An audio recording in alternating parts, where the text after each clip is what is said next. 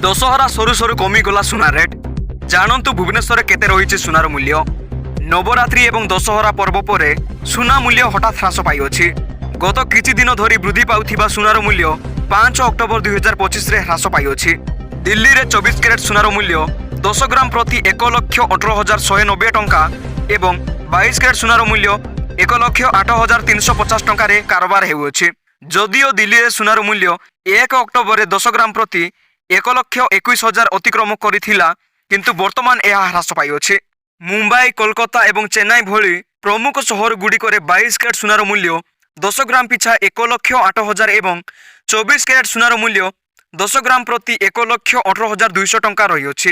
ନୋଏଡା ଏବଂ ଗୁରୁଗ୍ରାମରେ ମଧ୍ୟ ସୁନାର ମୂଲ୍ୟ ଦିଲ୍ଲୀ ପରି ସମାନ। ସୁନା ମୂଲ୍ୟ ହ୍ରାସ ପାଇଥିଲେ ମଧ୍ୟ ରୂପା ମୂଲ୍ୟ ସ୍ଥିର ରହିଅଛି।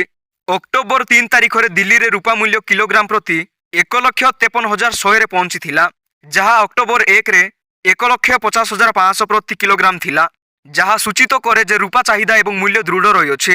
ଭାରତରେ ସୁନା ଏବଂ ରୂପା ମୂଲ୍ୟ ସମ୍ପୂର୍ଣ୍ଣ ଭାବରେ ଆନ୍ତର୍ଜାତୀୟ ବଜାର ପରିସ୍ଥିତି ଉପରେ ନିର୍ଭର କରେ।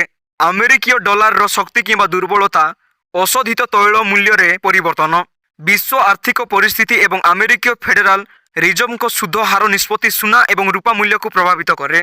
ଏହା ବ୍ୟତୀତ ଭାରତରେ ପର୍ବପର୍ବାଣି ଏବଂ ବିବାହ ଋତୁରେ ଏହି ଜିନିଷଗୁଡ଼ିକର ଚାହିଦା ବହୁତ ବୃଦ୍ଧି ପାଏ, ଯାହାଫଳରେ ମୂଲ୍ୟ ଦ୍ରୁତ ଗତିରେ ପରିବର୍ତ୍ତନ ହୁଏ। ଏହି କାରଣରୁ ପର୍ବପର୍ବାଣି ସମୟରେ ସୁନା ଏବଂ ରୂପାର ମୂଲ୍ୟରେ ପରିବର୍ତ୍ତନ ସାଧାରଣ ହୋଇଗଲାଣି।